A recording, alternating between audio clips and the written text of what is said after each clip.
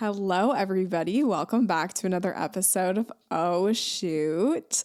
We have a guest on the podcast today. I am chatting with Preston Luke. And honestly, this is iconic because I think we're low-key Instagram friends. But I've never actually met you before this. What is up? I would definitely say we are not even low key. I feel like we are Instagram friends. High key, yeah. We made it on our close friends list. So That's true. That means something. I went out of my way to put you on close friends list. I was like, I think it's time. I saw it and I was like, oh my goodness, I have to do this. I loved it. So I was like, you know what? It's official. Yes. It's Instagram official. So it's time. Absolutely. We're for friends. We're friends. Cool. Yeah. Well, I would love for you to introduce yourself to anyone who is listening and doesn't know who you are. Give us a little intro about you. Well, what's up, Oh Shoot podcast? So first of all, before I even get started, I used to have a podcast. So this is fueling my creative podcast juices. So if I'm too good at this, I will leave because I don't want to pop back into this. It was already a lot of work. But my name is Preston. Everyone knows me on social media as Preston Luke, or I am Preston Luke. I'm a photographer. Actually, the real question is, what am I? Because I feel like it has all changed so much within the last six months. But in the past, and what I have led up to is I am a portrait photographer specializing in luxury seniors, and I have grown a large social media following, especially on Instagram within the last 6 months. So that's kind of what I am, what I do. I'm a photographer. Yeah, cool. So where are you based? So I'm based in Joplin, Missouri, right in the middle of the U.S. I live in an area called the four-state area. So I live in Missouri, but I am only 20 minutes away from Oklahoma. I'm 10 minutes away from Kansas, and then I'm 40 minutes away from Arkansas. And so it's called the four-state area, and I live really close to four major cities. So we got Tulsa, then you have Northwest Arkansas, then you have Springfield, and then you have Kansas City, and I'm missing one. Maybe I said it all. But anyways, those are all the cities that are around me that all of my clients actually come in to me. So I live in a smaller town, but it's really cool because I'm in the area I'm in, I have lots of clients that travel to me from those big cities. So it's cool. That's nice. Yeah, it's kind of like you're able to hit a bunch of big cities all in one place, because if they all come to you, it's kind of like a bonus. Yeah, 100% a bonus for sure. Yeah. That's super cool. So tell me a little bit about your origin story. How did you get started in photography? How did you get started doing seniors? Just give me the whole story. So short story long, I graduated high school in 2016. So I just turned 26. Same. Really? That's why. That is literally why we're friends. It's because we're weird old Gen Zs. We don't know what to do. It's so weird. I don't know if I'm a Gen Z or a millennial, but if someone hates a millennial, I'm like, I'm a Gen Z. But if someone hates Gen Z, I'm like, okay, maybe I'm a millennial. That is me. That is me. So I graduated high school in 2016, and instead of asking for a computer for my graduation gift, because I feel like that's what everyone asks for, is something to do their schoolwork on, I already had one. So I asked for a camera. Got a camera for my graduation gift, and I wanted to do that as a hobby / help pay for college. And so I started going to college, and I was taking pictures of my friends, different things, and everyone was like, oh my gosh, you're so good. And I wasn't good. My friends were just really pretty. And so looking back on it, I'm like, y'all are all liars. Y'all just are looking at the pretty people, because I was able to find the right good people to take pictures of, but the pictures weren't actually that good. So I was taking pictures, and I started a small little business trying to help pay for college, got 2 years into college. And the summer after my second year, that summer, we went on vacation for 2 weeks to Hawaii. And, I was working at Walmart, and I came back, and I looked at my calendar, and I had 6 months booked of clients. And I was only 20 years old, and I was like, I'm not going back to Walmart. This is stupid. I'm not doing that. And so I did it the really wrong way, and I just didn't even show up. I didn't even call in and hey, I'm putting my 2 weeks in. I just stopped showing up to Walmart, which is bad. Don't do that. I don't recommend doing that, but it worked out for me. And then I didn't go back to college after that year. So I didn't go to college. I was working full time for myself at 20 years old, which is terrifying. I don't know how I did it, but I'm thankful for my parents that have helped me with customer service skills, people, because without them, I would not be where I am. So ever since then, since I was 20, which was in, let's see here, that was 2018, I went full time. And then every year we've kind of just gotten bigger and bigger, shooting. We started doing, at first I started doing seniors and families and, everything under the sun to make money. But now we have dove into and really lined into the luxury senior market. And I have built kind of like my friends call it, my photographer friends call it, AKA my friends, Megan and Alex, they're probably listening to this, but they call it my senior empire, because I really I have built a massive senior photo experience in Missouri. And so I think last year we closed the year off with 119 seniors. Wow. So it was, oh my, yeah. So, and they come from all the 4 states that I mentioned earlier. So it's come into a massive thing, but I love it. It's so much fun. Yeah, that's crazy. I love that you found a niche that really like works for you, Yes. It's really cool to see it like succeed. And like, yes, personally, thinking about where you live, I would initially think, oh, there's no way that could work.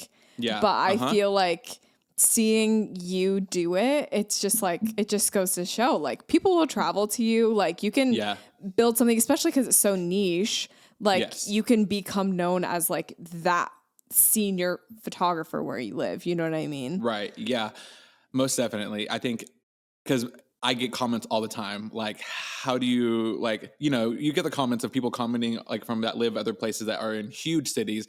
And they're like, how do you afford, like, how can you just take pictures, or how can you like afford to do this? And I'm like, the people, thank God, but the people provide, they come out of the woodworks, and I'm surprised every year. It's crazy. I've actually noticed with everything that's happened in my life the last couple of months, it's kind of changed a little bit, which I'm super excited about, because I feel like this year is going to be a very big catalyst year for me. I think it's just going to be a year for the books. Last year was already crazy, but I feel like this one is going to be a big change in the best way possible.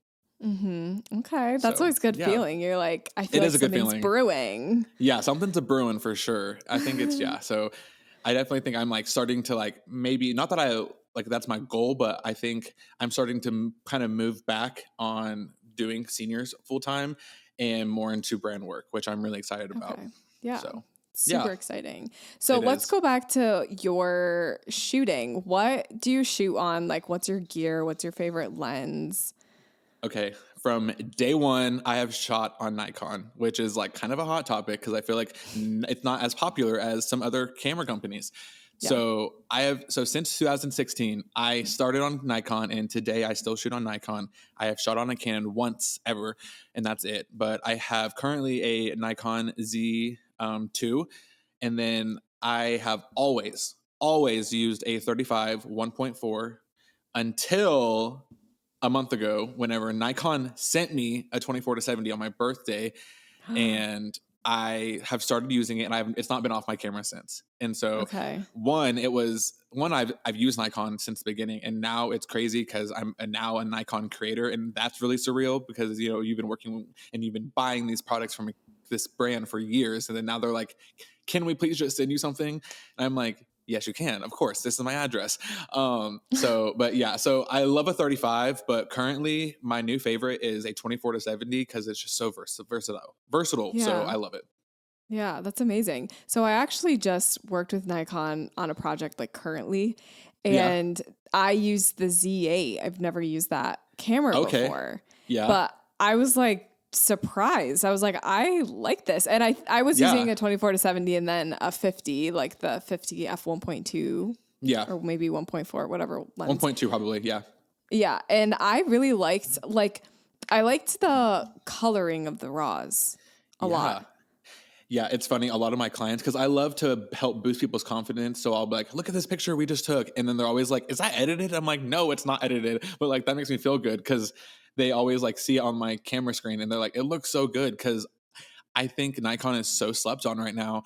And people are like, I feel like they're like kind of working their way up. Like I think there might be a turn somewhere soon. Yeah. I hope so, just because like I just love the coloring and I love the camera so much. So yeah. Yeah, that's cool to hear. It's funny, like people asking if your photos are edited on the back of the camera. It's literally like, no, how would I do that? Like, Yeah, how? I make mean, like, that make sense. Yeah, make that make sense. Make that make sense, please. That is yeah. And every time they say that, I'm just like, can I just give you raws? Like, are you gonna pay for it? Like, Honestly, you know what I'm saying? Like that do is I even crazy. need to edit these if you're gonna be happy? Yeah, and then you blow them up big on the phone screen, and they're like, never mind. Yeah, it's true. So, it's true. Yeah, it is so true. So earlier you mentioned social media. I would love to get into that because that's kind of like our topic for the day. So let's start with just like, how did you start growing on socials? Kind of give everyone the rundown of like what this journey has been like for you, for people that don't really know you or follow you. Just give us the rundown. How did it start? Okay, so I kind of gained a little bit of a following whenever, let's see here. I started back in 2016. Immediately started my page and started on Instagram, and within a couple years, I had gained over 10K. So after about 2 or 3 years, so about 2018 or 2019, I think 2018, I had hit 10K, which, like whenever you're starting out, like you want to hit 10K because like that K pops up and like that's such a huge milestone. So I hit 10K, and then I was in between 10 and 20 for a long time, like years, like until 2020. So I was like, I went from 10K to like 16 through like 2021, 2022. And then I kind of went up into about 20.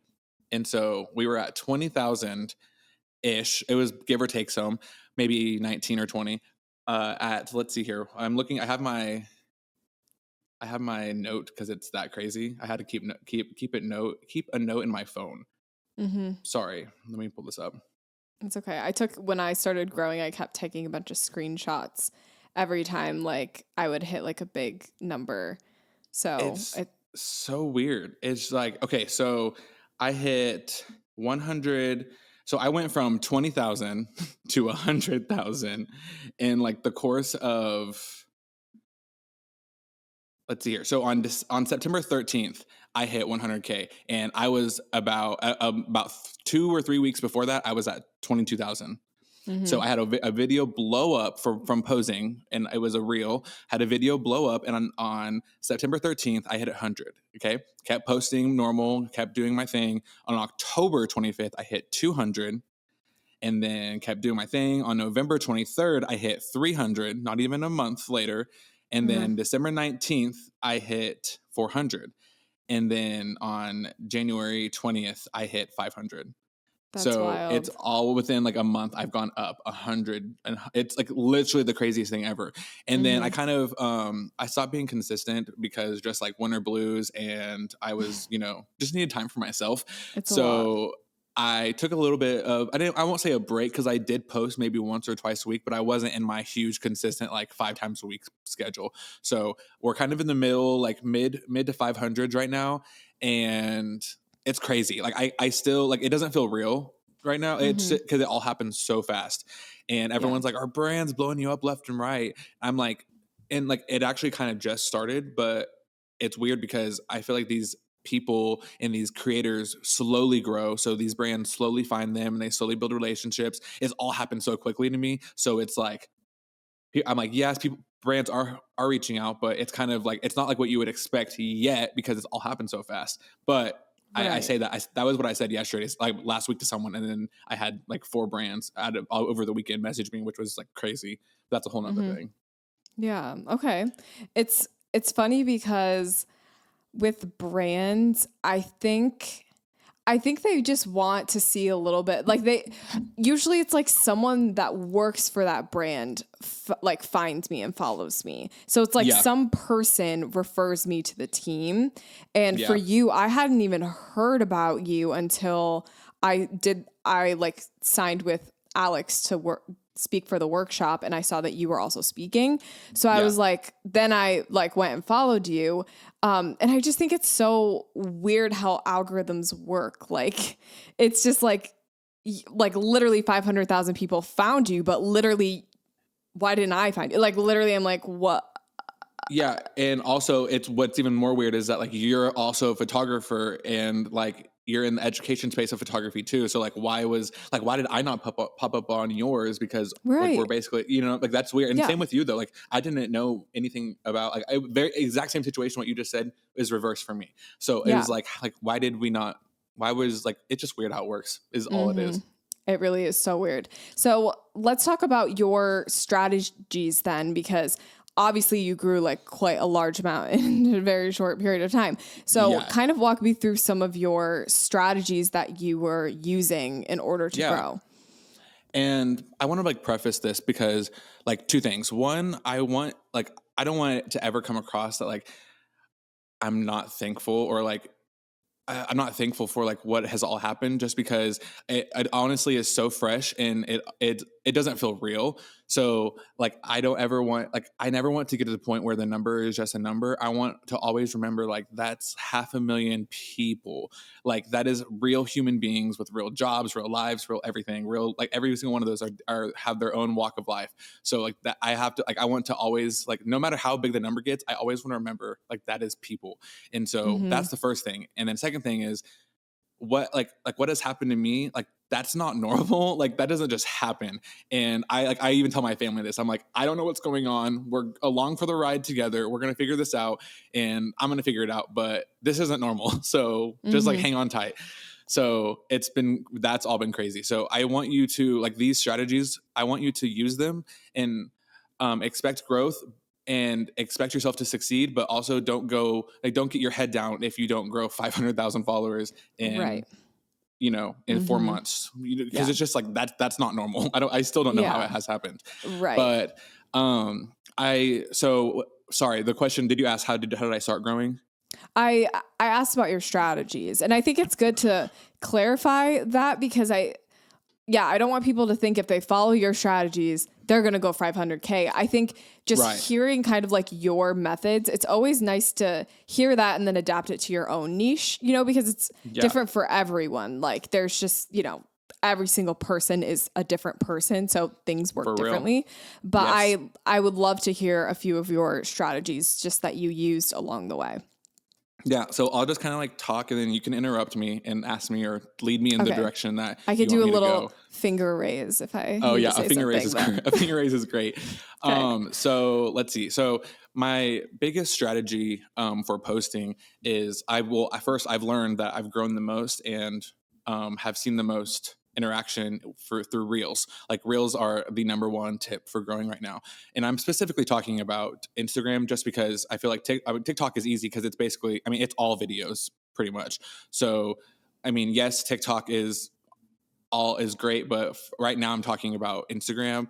And so like my strategy, I post more reels than I do photos, which I don't know if I love that because I'm a photographer, so I want to show my photos off. So I've just had to find creative ways to show them through my reels. But I like to post, Monday through Friday. I like to post at least 3 reels minimum a week. And so my big strategy is what I've seen that has worked for me is posting a behind the scenes reel. And the behind the scenes is, I would say it's more than a behind the scenes because you're seeing like you're basically there at my photo shoot because I'm mic'd up. I have someone recording sometimes, and sometimes it's just a tripod. But I'm mic'd up. You're hearing how I talk. You're hearing the language I use, how I interact with my model or my client. So that's one reel, and you have everyone blow up at you and like, I want to see the results now. Why don't you ever put the results in the video? And then you can post, you can post the results. You can post the results in a reel. You can post the results in a feed post, and then another form of content that you can do as well for my strategy is just like relating to your niche. So photography, posting something funny with that. So like I did the other one the other day that was like it's the TikTok sound where it's like, why did I do it? All this for nothing or whatever that one sound is. And I posted like taking photos and working hard on them just for the client not to tag you and to put filters on it. And it was like, why did I do this? What was it for and all that stuff. So just find different ways to keep your audience engaged. A big strategy of mine also is to engage with your audience and relate to them. So like don't make yourself unreachable. So like for instance, I posted this morning and I spent 30 minutes refreshing comments, refreshing. And every time someone commented, I would reply back to it, try to get a good head start on like making sure everyone feels seen. Cause I hate whenever I comment on someone and they don't respond back to it. I mean, obviously I know they can't, especially a big account, I know they can't reply back to everything, but a big Hmm. strategy of mine is just to make people feel seen. Yeah, I like that. When you're talking about your behind the scenes reels, you mentioning a tripod, it makes me curious. Does that tripod ever like get in the way while you're shooting? Like, does it become a little bit of like a distraction at all, like with your actual process?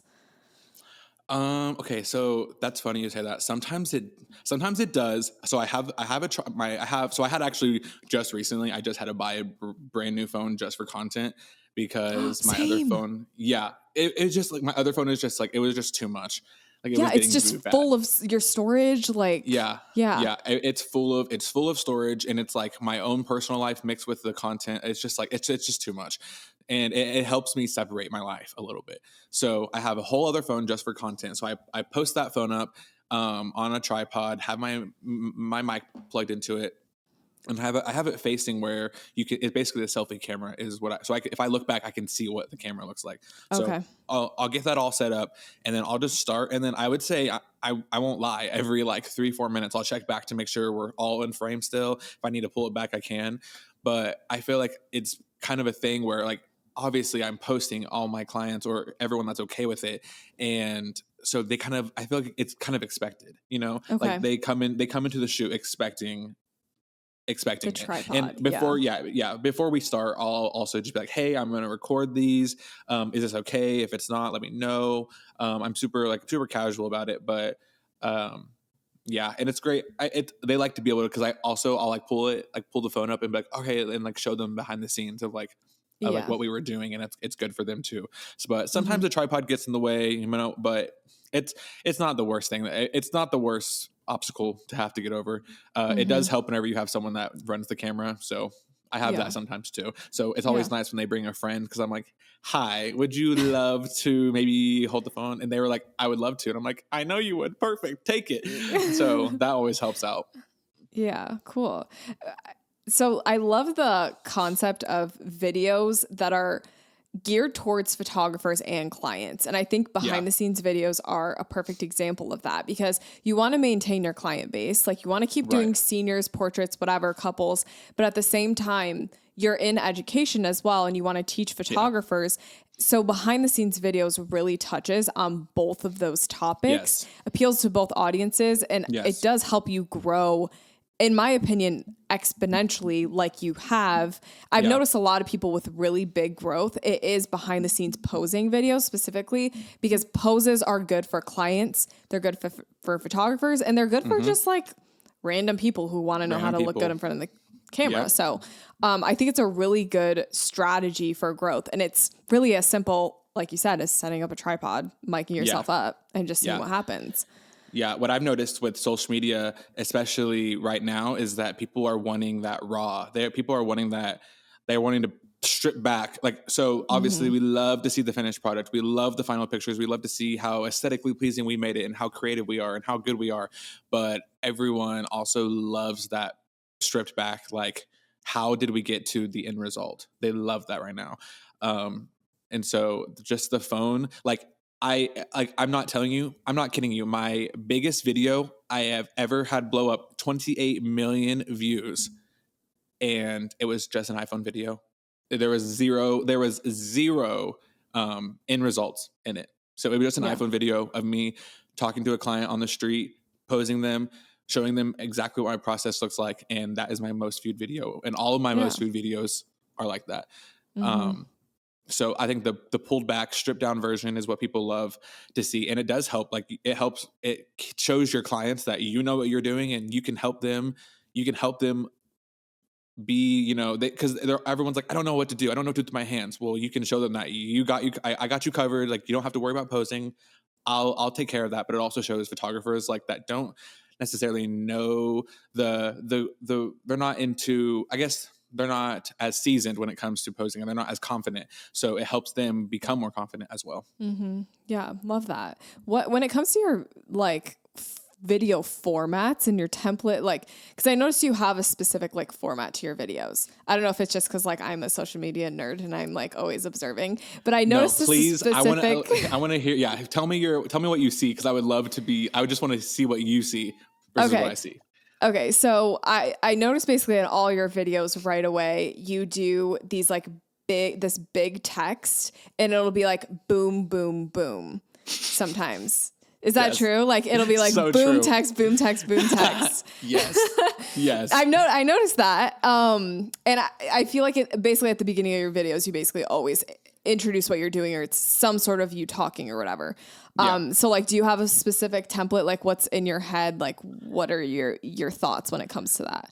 I love that. First of all, I love that you noticed that, because so I always say this, and you probably know this, but like the first 3 seconds of your reel is the most crucial. So like you need to grab the attention immediately. So your first 3 seconds have movement. If you go to my page and look at all of my videos, whether it's a text popping up or it's a cut to like a zoom in on the video, you'll notice movement in the first 3 seconds, because immediately it cuts their eyes are like, what's going on? And then they like get kind of glued and like sucked into your video. So I would say, so like for my videos, if I have a specific intro, like I posted one this morning that said, what's the best focal length to shoot portraits on? So I knew what I was doing. Like I knew what I wanted to make the video about. So I obviously had a big intro that talked about that. But if it's just a video with a client and I'm posing, I will record the entire outfit or entire session, just kind of depends, but I will record. If I know I want to shoot this, if I know I want to post this outfit, I will just record from start to finish the outfit. And then sometimes I'll have 25 minutes of footage, and I will sit there and splice and go through it and find like maybe like the first pose that I think would capture someone's eyes the most. So like it's usually the ones that are movement. So I'm like, all right, on 1, 2, 3, do this. And like, that's how I start the video. And immediately they're like, do what? And then they're kind of pulled in through that. So I just look for like, what's going to be most enticing to the eye in the first 3 seconds. And it's important to, sorry. Okay. No, I was going to say, you go. He's talking. Okay. So I've noticed that if there are things that you notice people comment on, like it's really good to kind of like use those to your advantage when it comes to a hook. So like, for example, I have a little mini umbrella that I put on my camera, and it's just a product that I get a lot of reactions to it, good or bad reactions. So anytime I'm making like a product review video, I try to incorporate that umbrella at the beginning of my video whenever I can. Like the first 3 seconds, like I just did like my favorite accessories. And that's the first thing I talk about, because I know it's going to. I saw that. That was funny. Yes. It captures people's attention. Like it's just, it's just how it works. Like you really have to think about maybe not chronologically what happened during your session, but that one pose that was the most interesting, most eye-catching. Like, did they jump in the water? Did they frill their skirt and like throw it? Like stuff like that. For me, a lot of my comments that I get reactions to are whenever I don't post the results in the same video. So I get those a lot. And I mean, sometimes I do, sometimes I don't, but I actually just pulled this screenshot up that I sent to one of my friends, and I'm just going to read it because it was a great answer. And I feel this all in my heart, but the comment said, respectfully, I don't understand why photographers post these videos showing them working and showing what images they used and what they made. You're a photographer, show your product. So she's saying, why aren't you posting the results in this video? And I said, hi, let me put this into perspective for you. My most viral videos are the ones that don't have results attached. And then I put in parentheses, we are talking millions of views. I said, I believe I have talent with my product, which is my photos, but also I believe my process and how I work is also a product. So I think it's important to showcase both. From a business perspective, it doesn't make sense to give everything all at once. My goal is for people to respect the process and then respect the art. Much love. So I thought that was a good response back, but also it just, it got hundreds of likes, that comment, my response back. So I knew it was good, but that's just another thing of people are reaching out and they're always saying like, where are the results? Where are the results at? But I'm like, you need to appreciate what happens behind the scenes, and then we can appreciate the final result. Right. And it's like those videos are getting people onto your profile. Those are potential clients. It's potential reach. Yes. So it's almost like, why would you not post the results? Like exactly. It's just a good strategy. Like, and my going forward on that strategy, I always say like, yes, give them some videos with results, but then do some without the results, because whenever you post the results and they get everything all at once, they watch it and then, they'll swipe through it. Maybe they'll like it, but like, you don't know if you'll get that follow. You might not. But if you post something that's really enticing to the eye that doesn't show results, they're like, I need to follow this dude so I can see the results when they come back, and then they're hooked. Yeah. So that's a good strategy to have. Yeah. Love that. Yeah. That's a great strategy. Talking about videos going viral, I wanted to ask you, like, what impacts for you whether or not a video goes viral? Like, do you notice there are specific things in your videos that make you go viral or not go viral? Hi guys, it's Cassidy, and I'm gonna show you the fastest way to edit your photos. I like to use AI in my workflow to speed up my editing and culling process, and that's why I use Aftershoot. Let me show you how I do it. So first, I'm gonna go into Aftershoot and I'm gonna create a new album. Then I'm gonna choose the raw JPEG option and I'm gonna locate my raws. You'll notice that in Aftershoot, I can very easily switch between the cull and edit tab, and it just makes for an overall seamless experience. Now I'm gonna switch to the cull tab and I'm gonna have Aftershoot cull my photos with AI automated culling. And once I hit the cull button, Aftershoot's actually gonna give me the option between AI automated culling and AI assisted culling. Today, I'm gonna use the AI automated culling. Then Aftershoot's gonna ask me what type of shoot this is. I'm going to say that it is an engagement shoot. And I actually wanna be super selective with this specific gallery. So I'm gonna have Aftershoot only select a few amount of photos for me. And then I'm gonna hit the start culling button and Aftershoot is going to work its magic. What I love about Aftershoot is they have a marketplace where they have over 30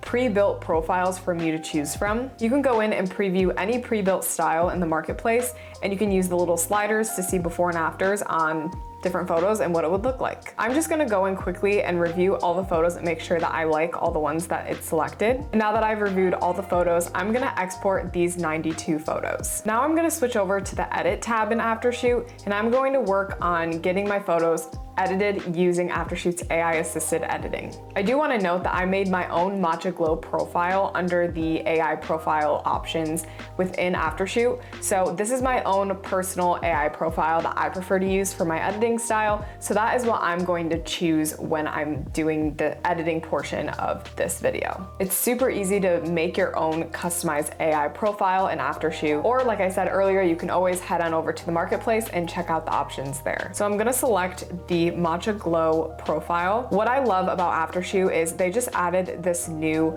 crop feature, and they allow you to crop super customized. So you can actually choose to crop loose or aggressive. And I'm gonna choose aggressive in this case. And you can also choose a custom ratio if you have a specific cropping ratio that you prefer. I'm going to leave mine as default. Now I'm gonna let Aftershoot edit the culled images. And I'm gonna hit edit photos. Now I'm gonna let Aftershoot edit my photos for me, and I can take a break and come back to see if my photos are ready. Another thing that I love about Aftershoot is they have 24/7 online support. If you ever feel like you need help with something, you have a technical issue, you can hop right onto the Aftershoot app, go to their online support section, and get help there. The best part about Aftershoot is it takes minutes. It hardly takes any time for all of my photos to get edited. I think in total for these 92 photos that I edited with Aftershoot, it took a total of maybe 2 minutes to cull and edit my photos. And now I can go in Aftershoot and just review all the different edits that it made to all of my images. I exported my photos from Aftershoot right into Lightroom Classic,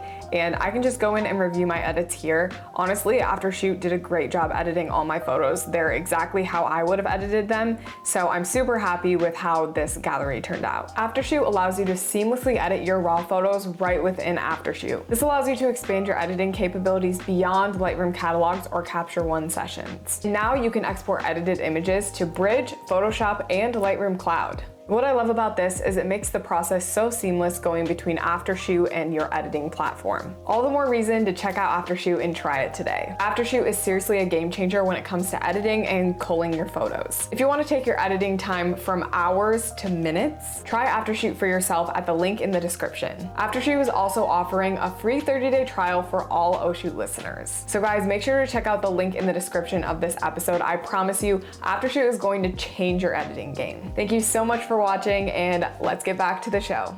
It's so weird because this is probably not the answer that you want to hear or that anyone listening wants to hear, but it's always the videos I try the least hardest on always go viral, and it's so frustrating because I'll be like, says. Yeah, for instance, the one I posted this morning that was talking about focal length, I was so excited about it just because I thought it was fun and it was just different, and it's like it's doing okay, but it's not doing anything like I'm not like blown away by it. Yeah. But the video that, there's one video that has 27 million views, and I knew instantly it was going viral whenever after the first hour of it being posted.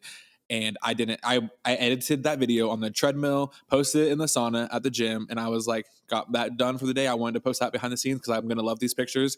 And within an hour, it had like 400,000 views, which is, I mean, that's a ton for anyone. But for me at the time, that was a ton, because a good video for me right now, like I would say a good video is, over 150 to 200 views. Like it's done good. But if it's done, like if it's really, really good, it's hitting 500 and a million is awesome. Yeah. But it had hit 400,000, almost 500,000 views in less than like 2 hours. And it just kept climbing. So it's always the one you don't expect. It's the ones that you don't expect to happen are the ones that go viral.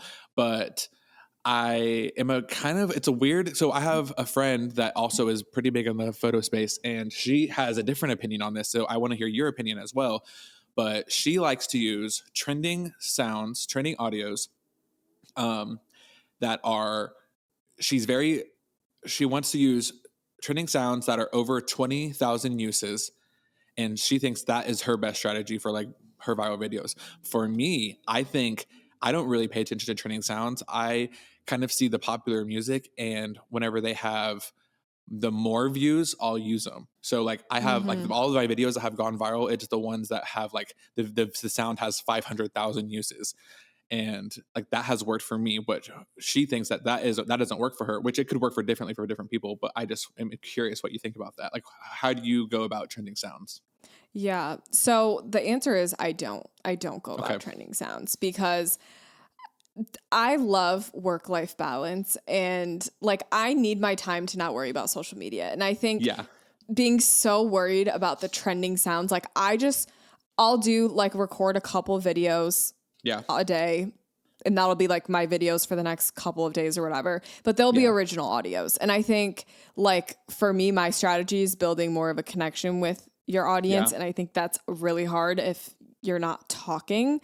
Now I do trending sounds sometimes. And honestly, I will go on Reels, scroll through 4 or 5 videos. I'll be like, okay, what sound was used the most? Let's use that one. And then I'll use it. But honestly, trending sounds are so hard too, because they get taken down, and like also, it's just, and then like it becomes dated. Like after a couple weeks, if you see a sound that's dated, you scroll past it right away. Yeah. So I don't love trending sounds, but it's a good strategy for growth too. So I would say, just to hear my strategy about it, I don't pay attention to trending sounds often, but whenever I do post a video, so almost 9 times out of 10, my videos are me talking, but I do have a music underneath it for that extra help with the growth of like the Instagram pushing out, the algorithm pushing it out for that sound.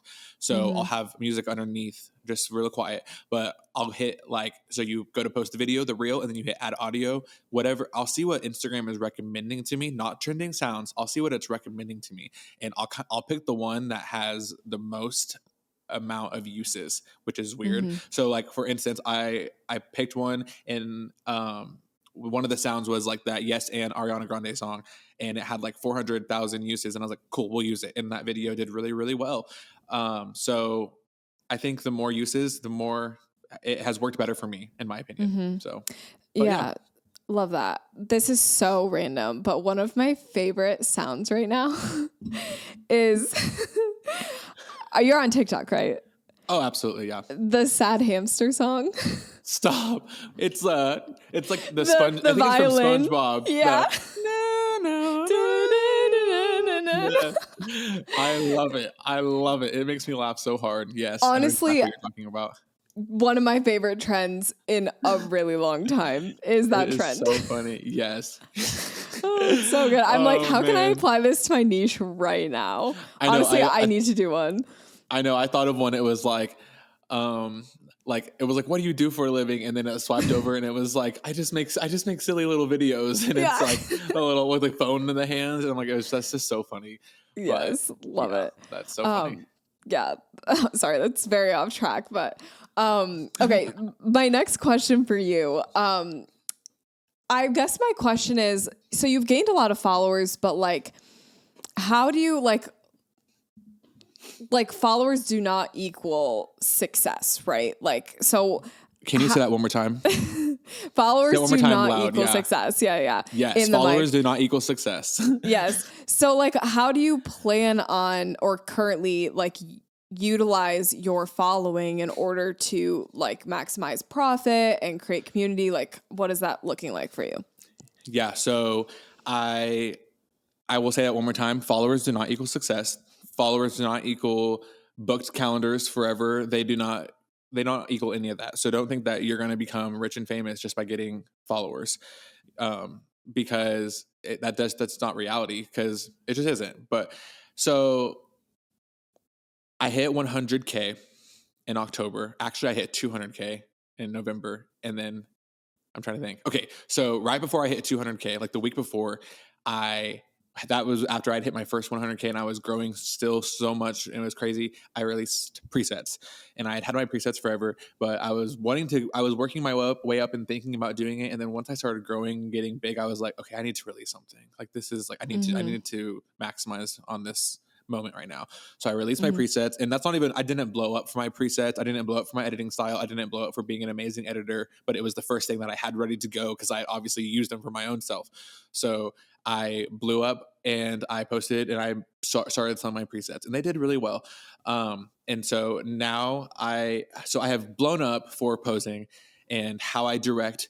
And so I am in the middle of creating a posing guide / directing. I don't even know what I'm going to call it yet because I don't love the word posing, because I have really liked to nail down on like directing instead of posing. But that's I have an idea literally right now. Direction with Preston. Love it. Okay, I love it. Let me just write this down. Wait. We can chat. We can chat after. Yeah. I'm like low key kind of good with like weird names like that. So just we'll chat. My best names or my best things, like my creative stuff, comes in the middle of the night.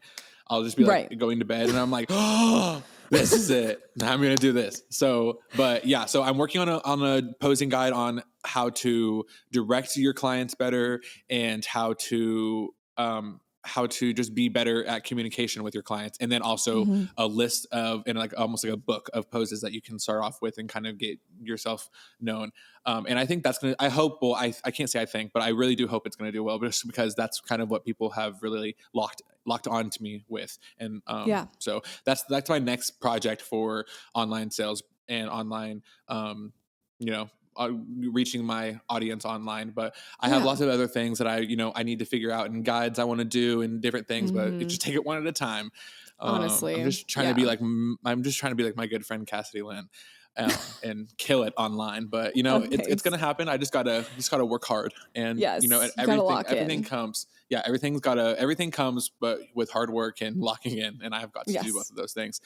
But so that's what I'm doing. Yeah, but yeah, for sure. And so one thing a lot of people have asked me, and I don't know if this has helped or this has been happening to you, but everyone says, "Oh my gosh, you've blown up. Have you been booking so many clients or whatever?" Nothing's really changed on clients of like me booking, but I have received a ridiculous amount of like unrealistic inquiries, and it's been so frustrating. Like I opened up Honeybook the other day, and my friend Alex was with me, and over 4 days I had 150 inquiries. And most people would be like, "Oh my gosh, that's awesome. Like that is like, congratulations." I'm like, going through all of them. It's like, 20% is maybe ideal clients. The rest of them are like, I want 5 outfit photo shoot and my budget's $25. And I'm being a Yeah. little dramatic, but it's like something like that. And so Right. it's just like one of those things where it's like, because people are finding me on the internet and they're like wanting to book, or it's like I live in Missouri and they live in Oregon and they're like, we want you to take our family photos. I'm like, you don't want me to, you're not going to want to find me and pay me this much money to come take your family photos. Like, it's just Hmm. like, so like I'm getting a lot of non-ideal clients. And Right. so that's kind of been a weird thing to get around, but I Hmm. mean, it's all fine and it's all working out and being good. But that's kind of one of those things that I've had to like learn and navigate. Yeah. Yeah. Yeah. Totally. It's like you're getting exposure, but it's not necessarily hitting all the people that you'd want to Right. hit. And it makes sense. Like if you're going to grow that fast, that quick, that large, Yeah. like you might not be necessarily hitting, Missouri, Kansas people, like you're Yeah. hitting at that point, like what is the population in that state? Is it even 500K? Like, you know what I mean? Like, is No, it? yeah, no. I had a video that did really well. It wasn't my most food video, but it was doing really well at the time. And I had looked up the population of the state of Missouri, and that video it had passed the Right. population of the state of Missouri. And I was like, I posted on my story, and I was like, this is so surreal to think that more people have viewed this video than have even lived in my state. So it Right. was like, I want to say, like close to 10 million, but it was Oh, still okay. crazy. Okay. Yeah. Yeah. Maybe not 500K. I'm sorry. No, there's a lot. Missouri. No, it's fine. It's fine. Missouri is a little bit more populated than that. We do have home of the Kansas City Chiefs, and Oh, absolutely. yeah. And Miss Taylor. I'm gonna say Taylor is basically my neighbor. She's only 2 Yeah. hours away, so Right. we're basically going to dinner next week. So Yes. don't even get me started Absolutely. on Don't that. even.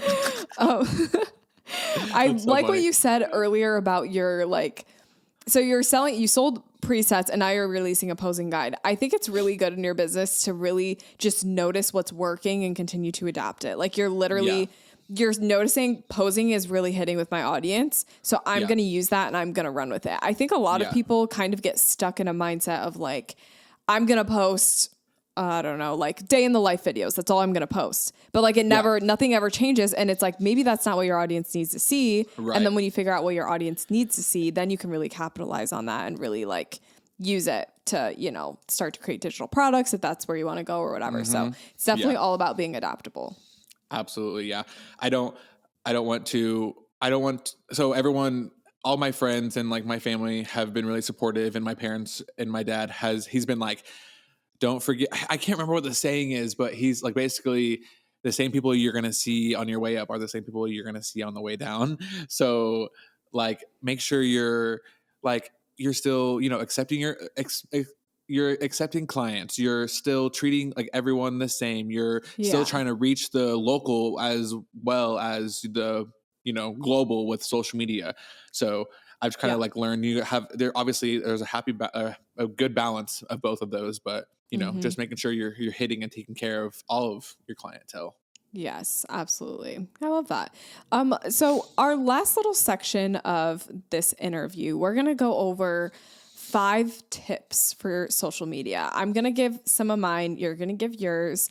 Okay. We're just going to give like our top 5 tips that we think listeners need to hear. And Preston, guest of honor, you may start. So how do you want me to do this? You want me to just be like, this is one of them and then you go, or do you want me to go through all 5? You can go through all 5 because then I'll probably think of mine along the way. Okay, cool. I wrote them down just because I get into this weird like funk whenever I'm like talking and like under pressure that I'll forget them all. So I did write them down. Right. But this might not be 2 things. One, this might not be obviously the correct answer, but also with social media, there's not really a correct answer. But also, second thing is this entire list could change in 3 weeks, because this is what I'm thinking right now. So first thing is your mindset. So think like not if I'm going to grow this page, it's when. So post like you're already famous. And I've literally always said that, like even whenever I was like at 10K and like I was just like, rocking it out. I was posting like I was a celebrity, and not in a cocky way, but like post like what you like what you're posting matters, and you matter in the space that you're posting in. So be confident in how you're posting, have a good mindset, and just know that with consistency, it's gonna do well. But that's like, just have a good mindset in posting. Second thing is get into a routine. So my routine is I like to post something on my feed Monday through Friday, which could be a little excessive for some people. Some people maybe it's just start with 3 times a week. But for me, I like to do Monday through Friday something, whether it's a reel, a post, something. I like to do something Monday through Friday, and that has helped me a lot. And then Saturdays and Sundays are my time. Unless I'm wearing a cool outfit on Saturday and Sunday and I need to post about it, we're gonna wait. And Monday through Friday is whenever I will be posting, and Saturdays are reserved for myself and my own mental health. 3, find what you're good at. So, because you can't be the best at everything.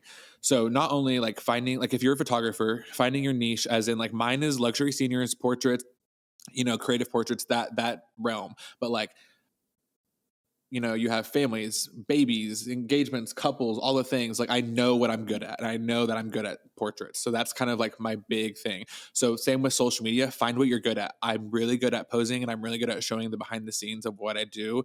So that's what I really nailed in at. And once you build a audience, and I've kind of been talking back and forth with another one of my friends that's she is a very large creator, and she's like, I started doing this and grew a following, and then slowly started slipping in other things. And so now she was like, I saw she posted about her being pregnant, and she was like, I was watching you 4 years ago taking pictures, and now I'm seeing you pregnant, and this is like so sweet. And like that's kind of she's making more of her content about being a mom and stuff. So like once you build up your following, and you build up your, just your, what's the word I'm looking for? Whenever you build up your community, thank you. Whenever you build up your community and they are behind you, and they're not just like, I'm following you because you're good at posing, I'm following because I like you as a person, then you can start slipping in other things. Cause like for me, I will 1000% be slipping in some fashion stuff because I love clothes, and clothes are I just love clothes. So so find what you're good at, and then you can slip in other forms of content once you like really nail that down. Number 4 is take advantage of SEO. So that is, using like typing in what you're doing on your videos on screen, in your captions. So learn 6 poses during the senior session with me. So like take advantage of that. Don't just post fun captions. Take advantage of SEO, use, your hashtags, use your keywords, figure out, what is like best for your niche. And, again, I've said it 3 times, but take advantage of it. Last is, and I said this earlier, is get engaged, and relate to your audience. So, whenever people are posting on your posts, on your reels, and on your Instagram stories, try to, relate to them. And instead of just being like, oh, thanks for liking that, or like, thanks for saying you like this, like, what did they say? And how can I relate to you? And how can I give you like a thoughtful response whenever they read it? They're like, they actually thought about what they were saying, and they actually thought about me, versus just giving you a little emoji. So engage with your audience and make them also feel seen, because if you make them feel seen, they're going to love you that much more. Yeah. I love literally all of those. Can you give me like a concise, like 1, 2, 3, 4, 5, if anyone's like listening and taking notes? Okay. So 1, okay, pause. Let me think that back. 1, mindset. So yeah, mindset. 2, routine. I'd be posting routine. I'm trying to like, I have this written down like a long. So 2 would be posting routine. Yeah. 3 would be find your niche and stick to it. Okay. Let's see here. 4 is take advantage of SEO, and 5 is engage and relate to your audience. Amazing. Those are like 5 little nuggets of gold right there. That's like, no, for sure. I'm definitely making the title of this episode like 5 tips, and it's going to be like those right there. Yes. I love it. Those are so good. Okay, let me, I'm just going to kind of bounce off of things you didn't say, because I would 100% agree with everything you said. And also, because there's like, that was just 5, but there are so many other ones that can go so many other ways. So hit it off. Oh, yes, of course. So the first thing that comes to my mind is just observing your analytics, like really making sure you are paying attention to what performs well, what doesn't, and like don't repeat the things that aren't performing well. Unless it's something you're super passionate about, like what do they say about like just repeating something and expecting like a different result, like doing the same thing expecting a different result. Yes, I know what you're saying, but I'm not good with my words like that. It's okay, I'm not either. So, and I have a podcast. So that kind of concept, use your analytics. I think another big one is like showing your face. Yes. You can't really like build a brand without showing your face. You can as a photographer, but I think it's going to be really hard to get people who are clients that are going to like genuinely come to you and be like, we want to work with you. And they're not so much focused on like your photos. Cause I think, your photos could be super unique, but I think at the end of the day, a lot of photos look the same sometimes. Yeah. So I think the person behind it is what really makes you stand out as a business. Yeah. Well, you said that great. You are your brand. I say that all the time. Like, show your face, pop up on your stories, say, like, do a little like, hey, today I'm doing this and I hope you're having a great day and whatever, but like just be present, show up on your stories. They want to relate to you, and people want to, whenever they hire you, they're going to want to feel like they're hiring a friend or someone they know versus just a little profile picture that has your business name in the profile picture. Right. Yeah. Like they need something more than that. You need to give it to them. Yeah. Yes. Another one that I literally thought of, and now you said that, and now I'm like, what was I thinking again? It's okay. Creating videos that are specifically for non-followers and then for followers. I think your videos are a good example. You have videos that are basically meant to go viral, you know, like those posing, directing videos. And then you have videos that are a little bit more nourishing for your followers, establishing a little bit of a deeper connection with your followers. So I think it's good to have different types of content depending on what audience you want it to reach. Yeah. I think consistency is so huge. You mentioned routine. Yes. Like you have to be consistent. Like the biggest creators that we know they post 5 times a day on TikTok for months, years even. And like maybe no one even saw their videos until last year. So consistency is like such a huge thing. Let's see, what would be my last one? Well, speaking of consistency, just on that, it just kind of shows the last couple months I had been posting every single Monday through Friday for months, and I had gained 100,000+ followers a month, which is not ideal, but it's absolutely insane. And then this month in February is kind of whenever I was like, I need to breathe, and I know that, so I'm going to relax a little bit and maybe post 1 time a week. And I've still been growing and I've still been seeing the growth, but it's not been going rapid as how it has been. So that just shows that I did stop a little bit on my consistency. So it shows how it's kind of slowed down a little bit, which it's all fine and it doesn't bother me, but like that's just a good, like, it shows you how like consistency is so important. Yeah. And I think you mentioned it earlier. You talked about like how you like haven't posted as much this month.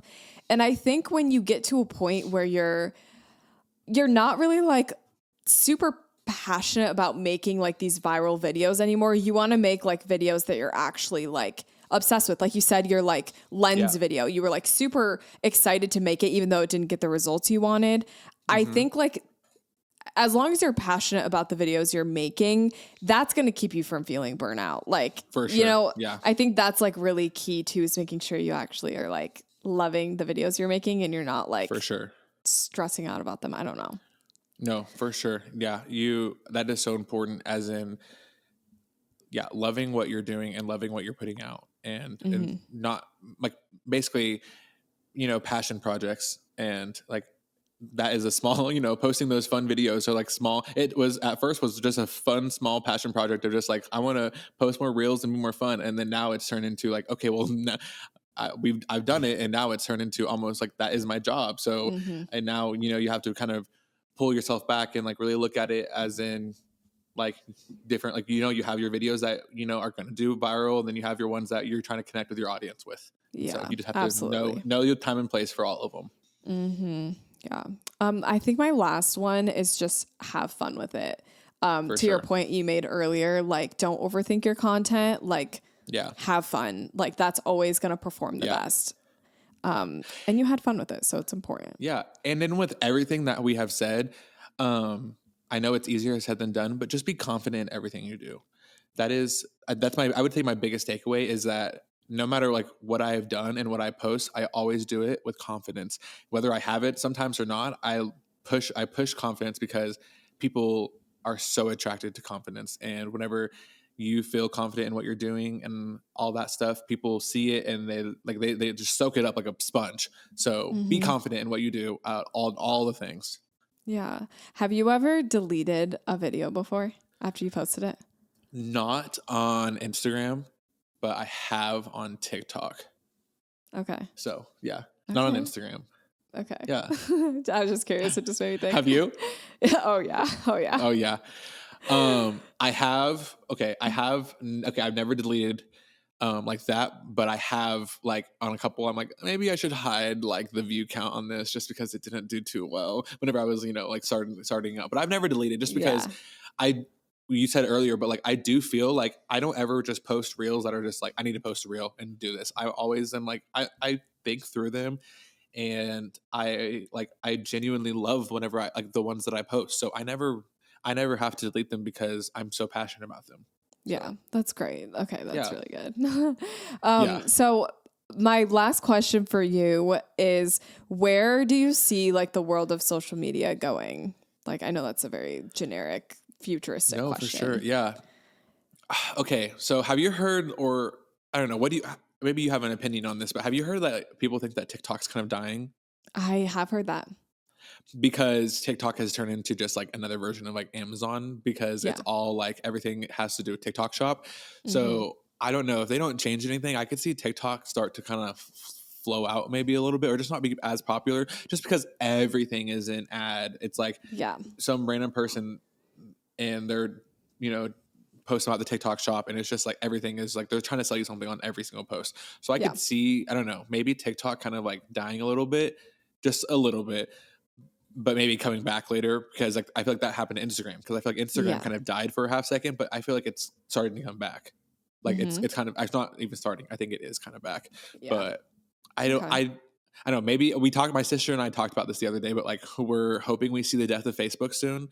Wow. Bold statement. Bold statement is great. I'm sorry if any millennials are on here or maybe Gen Z that have Facebook, but like I have a Facebook too. My mom and dad love Facebook, but it's just not my stuff. Like, I don't know. It's just another thing for me to keep track of, but I don't post anything with my business. I mean, I don't have like, I post like whenever I post reels, I also add it to Facebook, but like I don't go out of my way to do anything on Facebook. But I don't know. I feel like Instagram is still gonna stay around, and who knows what it will change into or what will happen with it. But I feel like it's just one of those things because it's like everyone uses it. I don't know. It's so hard. Like, are we gonna get another form of social media that we don't know about? Because we got Threads, but like I feel like no one uses Threads anymore. Like everyone used Threads for like 3 seconds, and then you had Be Real, but Be Real's dead. Like no one's really using it. At least I don't know anyone really using it. So that was a whole lot of words for a whole lot of nothing. Well, no, you said some things. Yeah, I would agree. Okay. Yeah, I just interesting take. Yeah, definitely agree with it, to be honest. So okay, we're gonna wrap up here. I would love for you to tell everyone all the things you have coming up, and then where they can find and follow you too. Okay, so. Oh my goodness. I'm actually so excited and I can't believe I'm like speaking this right now because it's all so new to me. But officially available now. I just announced on Friday my big event, which I've been calling it. It's called Club Content and I've been hiding this forever and I'm so excited. It's a 2-day event. It's a workshop / content event for photographers to come in. And I'll be speaking on all things social media, on posing, on my business. I'll be doing like classes, workshops, and then we'll be doing styled shoots, 10 plus styled shoots in 2 days. It's going to be a whole thing. I'm so excited about it. I just announced it. And so if you go to my Instagram, you can find applications and you can apply for it. And it's going to be such an amazing, it's going to be so, I'm like so like excited. Like I can like barely contain my excitement. I just got sent my final like promo stuff for it, like my I had a videographer come out to the venue that we're going to shoot at, and I did a a cool video like with a drone and everything. So you'll be Okay. able to see it now that it's on Monday. It had been posted already, so y'all can go see it. Check out club content. I'm so excited to meet all these new photographers. It's in June of this year, and yeah, you can check out my Instagram, which is I am Preston Luke. And if you have social media anywhere, you can find me on I am Preston Luke. So that's TikTok and Instagram and whatever else social media there is. I have it on Snapchat, all the things. Snapchat. Snapchat is so real for that. Except actually, we can talk about Snapchat after off of the podcast. Okay. But you can find me, I am Preston Luke, everywhere. Please, if you're a photographer, I would love to meet you and hang out with you at Club Content this summer. I'm so excited. Yay. Oh my gosh. Thank you for sharing that. Ooh, Yes. so exciting. Yes. So everyone go follow Preston, and Preston, thank you again for coming on the podcast. It was so great chatting with you. Yes. And everyone listening, have an amazing rest of your day.